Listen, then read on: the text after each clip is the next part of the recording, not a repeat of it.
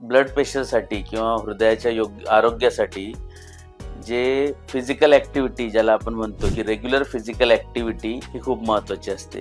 आजच्या दुनियेमध्ये खूप लोक तणावग्रस्त आहेत, कोणी कुटुंबामुळे, कोणी कामाच्या डेडलाईन्समुळे. तर त्याचा इफेक्ट आपल्या ब्लड प्रेशरवर पडतो का? हो, नक्कीच पडतो. तणाव किंवा स्ट्रेस हा one of the hidden risk factors आहेत, कारण आपल्याला दिसून येत नाही. मग डॉक्टर, जी लोक रात्री उशिरा झोपतात त्यांच्या हृदयावरती ह्याचा परिणाम होत असेल का? नक्कीच होतो. जसं आपण बघितलं, जे सर्कॅडियन रिदम आहे आपलं, म्हणजे 24 तासाचं जे बॉडीचं सायकल ठरलेलं असतं, ज्याला बायोलॉजिकल क्लॉक आपण म्हणतो. तर रात्री उशिरा झोपल्यामुळे ते बायोलॉजिकल क्लॉक डिस्टर्ब होतं आणि त्यामुळे हॉर्मोनल इम्बॅलन्स होतात.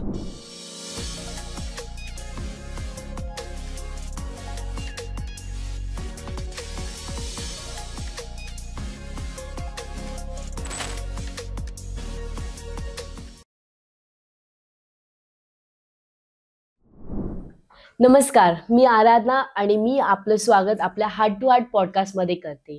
आणि आपल्या आजच्या एपिसोडमध्ये आपण आपल्या हृदय, आपल्या सवयी आणि आपल्या आरोग्याबद्दल बोलणार आहोत.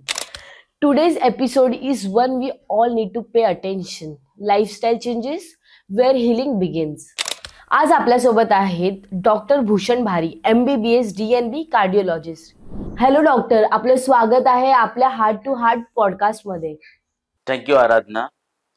आज आपण हाय ब्लड प्रेशर म्हणजे उच्च रक्तदाबाबद्दल बोलणार आहोत की how high blood pressure is a silent killer. Doctor, मग आपण बेसिक पासून सुरुवात करूया.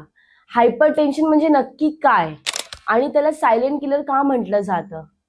आणि हे सगळं माहीत असून सुद्धाही लोक त्याला दुर्लक्ष का करतात? खरंय, हे थोडं ड्रामॅटिक वाटेल, पण हे अगदी 100% खरं आहे की हायपरटेन्शन हा सायलेंट किलर आहे. आपण आधी जाणून घेऊया की उच्च रक्तदाब म्हणजे हायपरटेन्शन म्हणजे नेमकं काय. तर आपल्या रक्तवाहिन्यांमधून वाहणारं जे रक्त आहे त्याचा दाब म्हणजे त्याचं प्रेशर वाढणं म्हणजे हाय ब्लड प्रेशर. तर एका लेवलपेक्षा जास्त ज्या वेळेला हे प्रेशर वाढणार त्यावेळेला ज्या ज्या अवयवांमध्ये ह्या रक्तवाहिन्या जातात, आता रक्त तर शरीरात सर्व अवयवांना रक्ताची गरज आहे, पण स्पेसिफिकली जर आपण विचार केला तर हार्ट, किडनी आणि ब्रेन याच्या ज्या मायक्रोव्हॅस्क्युलेचर ज्याला आपण म्हणतो, म्हणजे स्मॉल ब्लड वेसल्स असतात, त्याच्यामध्ये ह्या उच्च रक्तदाबाचा सर्वात जास्त परिणाम आपल्याला बघायला मिळतो. आणि तो लगेच बघायला मिळत नाही, तो कालांतराने बघायला मिळतो. म्हणजे आज आपलं ब्लड प्रेशर जर वाढलं आणि ते जर आपण कंट्रोल नाही केलं तर काही वर्षानंतर अचानक आपल्याला हार्ट अटॅक येणार, अचानक आपल्याला ब्रेन स्ट्रोक होणार किंवा किडनी फेल्युअर होणार. आणि मग पेशंट्स आमच्याकडे येऊन म्हणतात की डॉक्टर, मला तर काहीच त्रास नव्हता, मग अचानक माझ्या किडनीज कशा खराब झाल्या?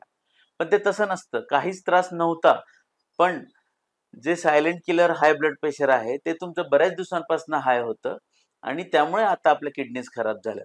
हे फक्त एक उदाहरण झालं.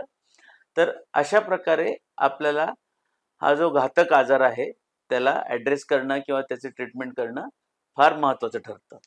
बापरे, हे एवढं भीतीदायक असतं? हो, हे खरंच खूप घातक आहे. आणि सर्वात महत्वाचं म्हणजे जे आपण day to day lifestyle changes करू शकतो, जे इझिली आपल्याला पॉसिबल असतात, पण ते आपण इग्नोर केल्यामुळे किंवा ते आपण न केल्यामुळे आपण पर्सिस्टंटली आपलं ब्लड प्रेशर हाय राहतं आणि मग आपल्याला नको ते आजार होऊन आपल्याला हॉस्पिटलाइज व्हायला लागतं किंवा कॉम्प्लिकेशनचा सामना करावा लागतो. तर डॉक्टर, आपल्या रोजच्या सवयी खरंच एवढ्या प्रभावी आहेत का ज्यामुळे आपल्याला हायपरटेन्शन होतं, की ते आपल्या जेनेटिक्स वरती असतं? अगदीच आपल्या रोजच्या सवयी खूप महत्वाच्या आहेत आणि जेनेटिक्स हा एक भाग झाला, पण कित्येकदा आम्ही फक्त अनहेल्दी लाईफस्टाईलमुळे किंवा प्रॉपर लाईफस्टाईल फॉलो न केल्यामुळे इवन वयाच्या 30 मध्ये असे पेशंट बघतो ज्यांचं ब्लड प्रेशर खूप हाय असतं. त्यामुळे फॅमिली हिस्ट्री जरी नसेल आणि तुमची जीवनशैली जर व्यवस्थित नाहीये तरी तुम्हाला हाय ब्लड प्रेशर होऊ शकतं. फक्त एक इमॅजिनरी सिनारिओ आपण डोळ्यासमोर आणूया, की तुम्ही रोज व्यायाम करत नाही. तुम्ही रात्री लेट नाईटपर्यंत स्क्रीन बघत बसता, सोशल मीडियावर रील्स बघत बसतात. आठवड्यातनं 3-4 वेळा आपण ऑनलाईन ऑर्डर करतो, बाहेरचं जेवण करतो. कुठल्याही प्रकारची ॲक्टिव्हिटी आपली नाहीये. सिडेंटरी लाईफस्टाईल आहे, बैठं काम आहे आणि सतत चिडचिड, ताण, कुठल्या ना कुठल्या गोष्टीचा तणाव, असं जर आपलं लाईफस्टाईल असेल, तर काय होणार? तर तेच होणार, की आपलं ब्लड प्रेशर वाढणार, पण त्याचे तुम्हाला सिम्प्टम्स येणार नाहीत आणि तुम्ही त्या हाय ब्लड प्रेशर सोबत आयुष्य जगत राहणार, की मला काहीच त्रास नाहीये. म्हणून ह्या जर आपण ज्या आपण आता मी गोष्टी सांगितल्या, त्याचं जर आपण रिव्हर्स केलं, म्हणजे लाईफस्टाईल चेंजेस जर केले, आपण डाएट व्यवस्थित केलं, आपण एक्सरसाइज वाढवली, आपण झोप व्यवस्थित घेतली, तर नक्कीच आपण ते ब्लड प्रेशर कंट्रोलमध्ये ठेवू शकतो. डॉक्टर, जसं आपल्या भारतीय जेवणामध्ये मिठाचं प्रमाण जास्त असतं, मग तुमचं मिठाबद्दल काय म्हणणं आहे? खरंच ते आपल्या जीवनावरती वाईट इफेक्ट पाडतो? मीठ म्हणजे आम्ही तर म्हणतो, की मीठ इज अ व्हाईट पॉइझन. मीठ आणि साखर हे 2 आपल्या भारतीय जेवणातले स्पेशली खूप घातक घटक आहेत. कारण त्याचं प्रमाण आपल्या जेवणात खूप जास्त आहे. WHO म्हणजे वर्ल्ड हेल्थ ऑर्गनायझेशनच्या म्हणण्यानुसार प्रत्येक व्यक्तीने दिवसात 5 ग्रॅमपेक्षा जास्त मीठ खायला नको. पण आपल्या भारतीय आहारात ते याच्यापेक्षा डबल ऑलमोस्ट असल्याचं आपल्याला निदर्शनात आलेलं आहे. आणि हे फक्त मी टेबल सॉल्ट म्हणजे जे मीठ आपण वरनं घेतो त्याच्याबद्दल नाही म्हणत आहेत. तर there are hidden salts also. Hidden salt म्हणजे जे आपण सर्व प्रकारचे पॅकेज फूड्स खातो, प्रोसेस फूड्स खातो, चिप्स आहेत, चीज, पिझ्झा, बर्गर और जे कुठले आपण ऑनलाईन ऑर्डर करणार त्याच्यामध्ये जे प्रिझर्वेटिव्ह असतात, त्या प्रिझर्वेटिव्ह मध्ये पण मिठाचं प्रमाण खूप जास्त असतं आणि अल्टिमेटली ते मीठ तुमच्या शरीरात जातं. आपण ते चवीसाठी खातो, पण ते शरीराला फार घातक असतं. कारण हे मीठ शरीरामध्ये पाणी पकडून ठेवतं, म्हणजे एक्स्ट्रा पाणी थांबवून ठेवतं. ते एक्स्ट्रा पाणी जे आहे ते ब्लडमध्ये जाऊन ब्लड व्हॉल्यूम वाढतं. ब्लड व्हॉल्यूम वाढल्यामुळे ब्लड प्रेशर वाढतं आणि हे विशियस सायकल आपलं कंटिन्युअस राहतं. त्यामुळे मिठाचं प्रमाण कमी प्रमाणात ठेवणे, रेग्युलर ठेवणे हे खूप महत्वाचं आहे. म्हणजे खरंच मीठ एवढं घातकदायक आहे हे माहिती नव्हतं. थँक्यू, तुमच्यामुळे ही गोष्ट माहीत पडली. डॉक्टर, खूप लोक म्हणतात मी ऑफिसवर फिरतो, खूप चालतो, हे एवढं पुरेसं आहे? काश हे एवढं सोपं असतं. ब्लड प्रेशरसाठी किंवा हृदयाच्या आरोग्यासाठी जे फिजिकल ॲक्टिव्हिटी ज्याला आपण म्हणतो, की रेग्युलर फिजिकल ॲक्टिव्हिटी ही खूप महत्त्वाची असते. फक्त किचनमध्ये आपण घरात 4 वेळा चकरा मारल्या किंवा ऑफिसमध्ये मला खूप काम असतं, मला खूप चालावं लागतं, ही फिजिकल ॲक्टिव्हिटी म्हणून कॅल्क्युलेट होत नाही. तर आपण सिग्निफिकंट फिजिकल ॲक्टिव्हिटी कशाला म्हणणार, की जो व्यायाम तुमचे हार्टबीट्स वाढवतो आणि वाढवलेले ठेवतो. म्हणजे एक पर्टिक्युलर लेव्हलपर्यंत हार्टबीट्स वाढले पाहिजेत आणि ते वाढलेले राहिले पाहिजे काही वेळासाठी. तर असा प्रकारचा व्यायाम, मग ते ब्रिस्क वॉकिंग म्हणजे फास्ट चालणे, सायकलिंग, स्विमिंग, रनिंग ह्यामध्ये आपला हार्टबीट्स वाढतात. तर त्याला आपण सिग्निफिकंट फिजिकल ॲक्टिव्हिटी म्हणतो आणि हे सगळं जे आहे ते नियमितपणे केलं गेलं पाहिजे. कन्सिस्टंटली मिनिमम म्हणजे 7 दिवसातले आठवड्यातले 5 दिवस तरी अशा प्रकारचा व्यायाम कमीत कमी 30 ते 45 मिनिटे आपण आपण करायला पाहिजे आणि जेव्हा आपण तसा करू, तेव्हा त्याचा बेनिफिट आपल्याला लाँग टर्ममध्ये बघायला मिळतो. कधीतरी मी चालायला गेलो, 1 दिवस गेलो, 4 दिवस नाही गेलो किंवा ऑफिसमध्ये चकरा मारल्या, तर याला आपण सिग्निफिकंट फिजिकल ॲक्टिव्हिटी नाही म्हणू शकत आणि ते एवढं सोपं नाहीये. त्यासाठी सातत्य गरजेचं आहे. डॉक्टर, आजच्या दुनियेमध्ये खूप लोक तणावग्रस्त आहेत. कोणी कुटुंबामुळे, कोणी कामाच्या डेडलाईन्समुळे. तर त्याचा इफेक्ट आपल्या ब्लड प्रेशरवर पडतो का? हो, नक्कीच पडतो. तणाव किंवा स्ट्रेस हा one of the hidden risk factors आहेत. कारण तो आपल्याला दिसून येत नाही. पण तणावाचा फक्त आपल्या मूडवरच नाही, तर आपल्या शरीरावर पण परिणाम होतो. तो कसा? तर सततच्या तणावामुळे कॉर्टिसॉल आणि ॲड्रेनालिन हे हॉर्मोन्स आपल्या बॉडीमध्ये रिलीज होतात आणि हे हॉर्मोन्स काय करतात, हे आपलं हार्टबीट्स वाढवतात. कॉन्स्टंट आपला हार्ट रेट जो आहे, जो बेसिक हार्ट रेट आहे, बेसलाईन हार्ट रेट वाढवतात आणि कॉर्टिसॉलमुळे आपलं ब्लड प्रेशर पण वाढतं. हृदयाच्या आपल्या ज्या रक्तवाहिन्या आहेत आपल्या शरीरातल्या, त्या आकुंचन पावतात आणि त्यामुळे ब्लड प्रेशर आणखी वाढतं. तर तणावामुळे ह्या हॉर्मोन्सचा इम्पॅक्ट जो आहे तो हार्टवर आणि ओव्हरऑल आपल्या बॉडीवर जास्त प्रमाणात बघायला मिळतो. त्यामुळे स्ट्रेस रिलीफ किंवा स्ट्रेस मॅनेजमेंट ज्यावेळेला आपण करतो, कुठल्याही कारणाने तुम्ही रिलॅक्स व्हा, योगा करा, मेडिटेशन करा. काही नाही तर मित्रांसोबत छान एक 10-15 मिनिटं वेळ घालवा किंवा एक छान आपलं आवडीचं गाणं ऐका, डान्स करा. कुठल्याही एक 15-20 मिनिटं जरी आपण तणावमुक्त आणि स्ट्रेस फ्री दिवसात झालो, तरी त्याचा आपल्या ब्लड प्रेशरवर परिणाम हा सिग्निफिकंटली होतो आणि बेसलाईन ब्लड प्रेशर लेव्हल जी आहे ती खाली येऊ शकते. हो, इंटरेस्टिंग आहे. मग डॉक्टर, जी लोक रात्री उशिरा झोपतात किंवा रात्रभर झोपून सकाळी लेट लेट उठतात, त्यांच्या हृदयावरती ह्याचा परिणाम होत असेल का? नक्कीच होतो. जसं आपण बघितलं, जे सर्कॅडियन रिदम आहे आपलं, म्हणजे 24 तासाचं जे बॉडीचं सायकल ठरलेलं असतं, ज्याला बायोलॉजिकल क्लॉक आपण म्हणतो.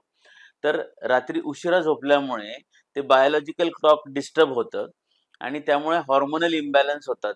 आत्ताच जे आपण बघितलं, की तणाव हार्मोन्स जे आहेत आपले कॉर्टिसॉल आणि ॲड्रेनालिन, हे नको त्या वेळेला रात्री रिलीज होतात.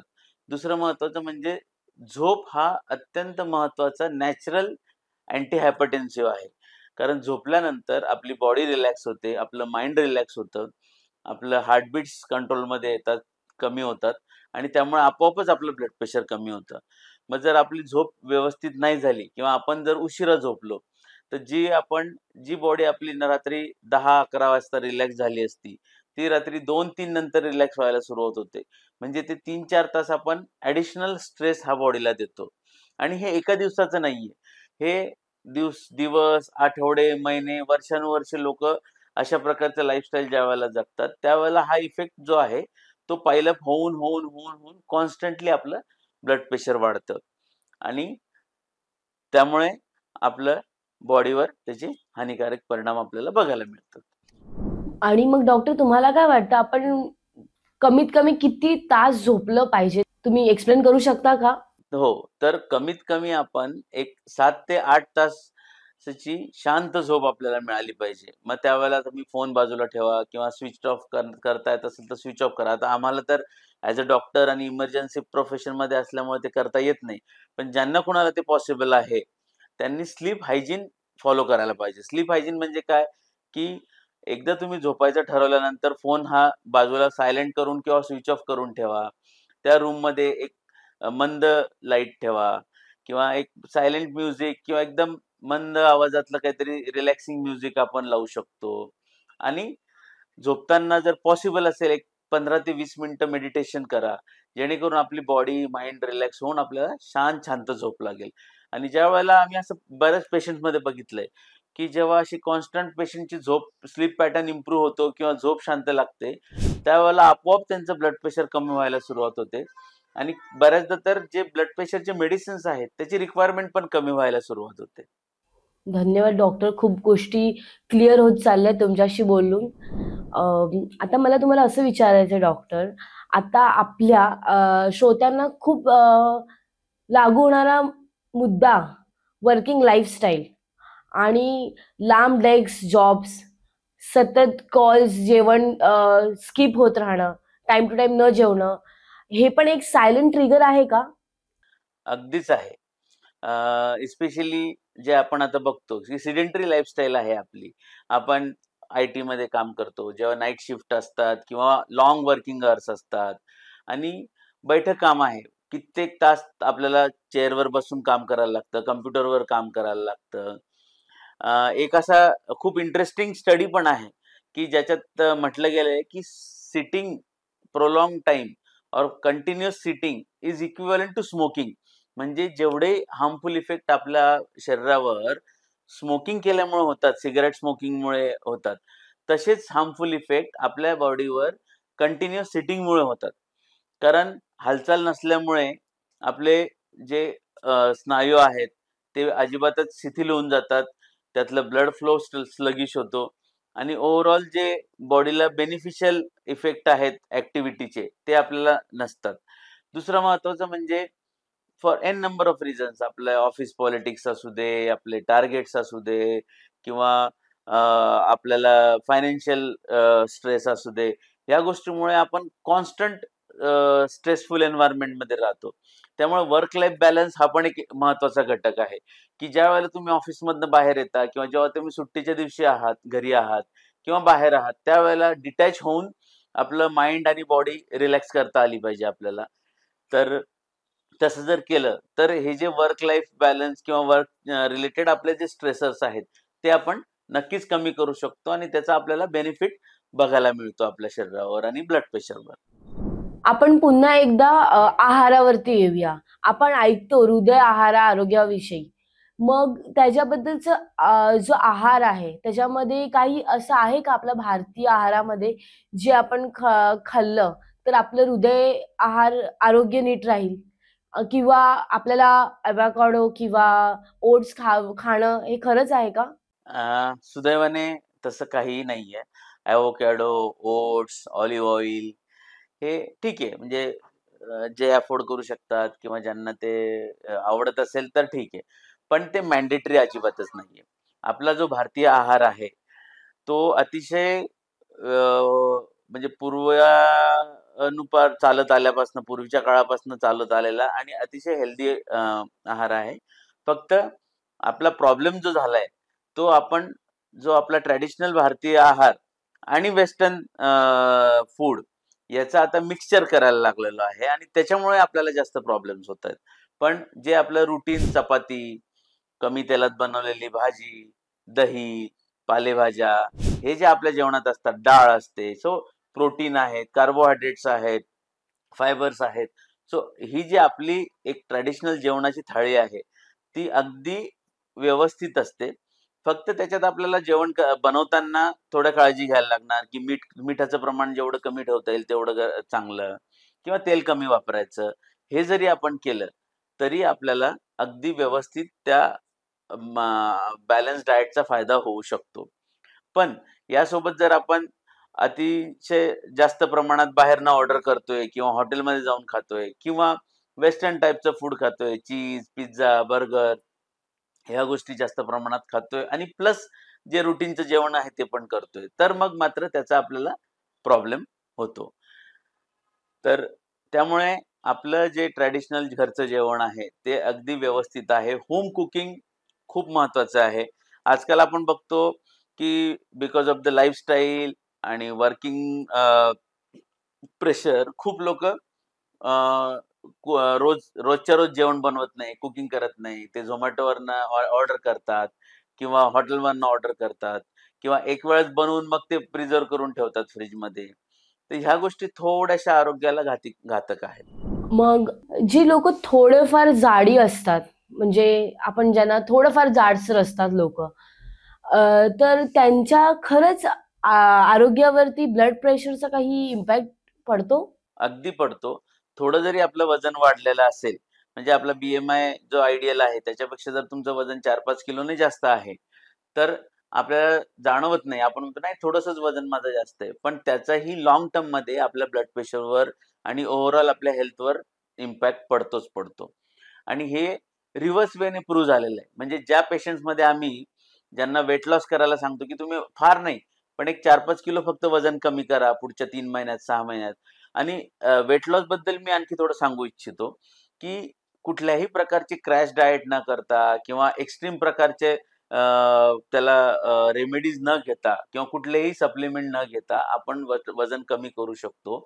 एक चांगला डाएट आणि चांगल्या एक्सरसाइजने आणि तोच वजन त्याच प्रकारचा जो वेट लॉस आहे, तो सस्टेन राहतो. म्हणजे त्याचा जो इम्पॅक्ट आहे, तो लाँग टर्म राहतो. त्यामुळे जर कोणी आपला एक 4-5 किलो वजन कमी केलं आमच्या पेशंट्सने, तर त्यांच्यामध्ये आम्ही बघतो की त्यांचं ब्लड प्रेशरची लेवल आहे ती व्यवस्थित कंट्रोल व्हायला लागलेली आहे. त्यांच्यामध्ये जे मेडिकेशन्स आहेत त्याची रिक्वायरमेंट कमी व्हायला लागलेली आहे.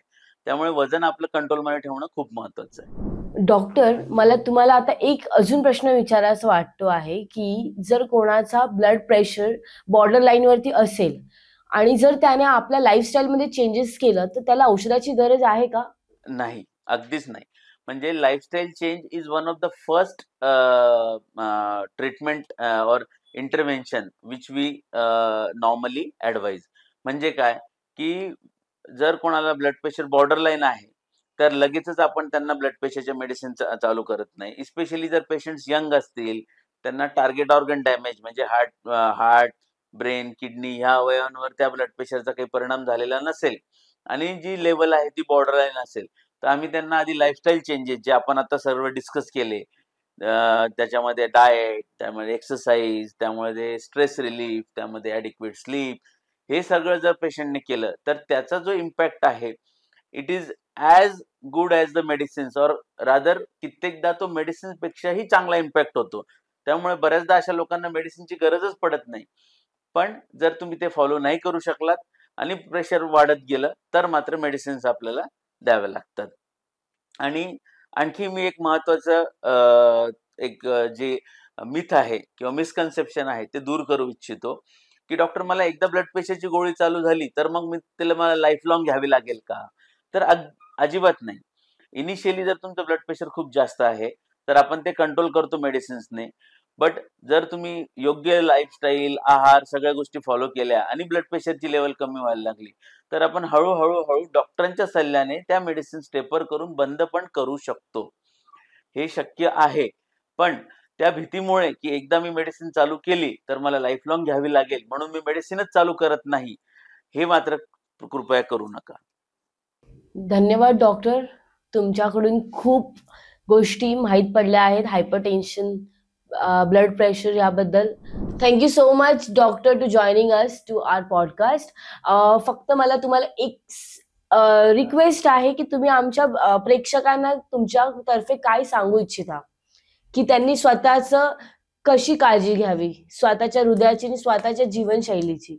सो फ्रेंड्स, मी तुम्हाला एकच सांगू इच्छितो, की ब्लड प्रेशर हे याला सायलेंट किलर आपण यासाठीच म्हणतो, की ते ज्यावेळेला आपल्याला कळतं किंवा प्रेझेंट होतं, इट प्रेझेंट्स विथ कॉम्प्लिकेशन्स. त्यामुळे रेग्युलरली तुमचं ब्लड प्रेशर चेक करा. जर ब्लड प्रेशर हाय असेल, तर कृपया ते इग्नोर करू नका. हे इझिली ट्रीटमेंट होण्यासारखा तो आजार आहे आणि आणि जर तुम्ही व्यवस्थित योग्य लाईफस्टाईल फॉलो केली, योग्य डाएट आणि एक्सरसाइज ह्या गोष्टी त्यासोबत इन्कॉर्पोरेट केल्यात आणि जेव्हा गरज असेल तेव्हा मेडिसिन्स घ्या. मेडिसिन्स घेण्यापासनं अजिबात संकोचित होऊ नका. कारण त्या मेडिसिन्स तुमच्यासाठी आणि तुमच्या शरीरासाठी महत्त्वाच्या आहेत. तर आपलं जे एम आहे, जे टार्गेट आहे, ते ब्लड प्रेशर कंट्रोल ठेवणं हे आहे. मग ते मेडिसिन सोबत असू देत किंवा विदाऊट मेडिसिन्स आणि बाकीचे लाईफस्टाईल मेजर्स करून असू दे. But anyhow we have to control the blood pressure. आणि या वर्षीचा जो हार्ट डे आहे, वर्ल्ड हार्ट डे, त्याची थीम आहे की every beat counts.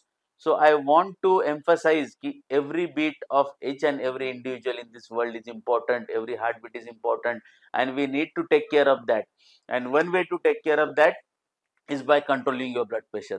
So please take care of yourself, follow good lifestyle, and stay healthy. Thank you. प्रिय श्रोतो हो, लक्षात ठेवा, ब्लड प्रेशर आता पांढऱ्या केसांची वाट नाही पाहत. मग लवकर सुरू करा, सातत्य ठेवा, छोटे छोटे पाऊल टाका आणि आमचा पुढचा एपिसोड बघायला चुकवू नका. तोपर्यंत दीर्घ श्वास घ्या, वेळेवर झोपा आणि आपल्या ब्लड प्रेशरची काळजी घ्या. आणि आमच्या चॅनलला लाईक करायला, शेअर करायला आणि सबस्क्राईब करायला विसरू नका.